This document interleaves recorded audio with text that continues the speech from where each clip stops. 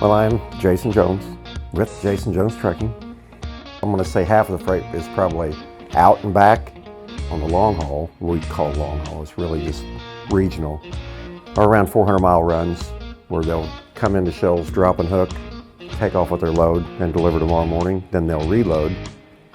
Most generally always coming back into this area here. So the terminal itself, aside from being in an extremely great location for two of the Jepsen plants right down the road, we have our shop that is attached to the main terminal, and we have two mechanics there. And we have, a lot of some of the issues we see is trailer issues. We have a dedicated trailer mechanic, and we try to get the drivers in and out. When the drivers come in here and they have an issue, I've never budgeted the shop. Whatever is needed, let's get it fixed. If it's borderline, change it.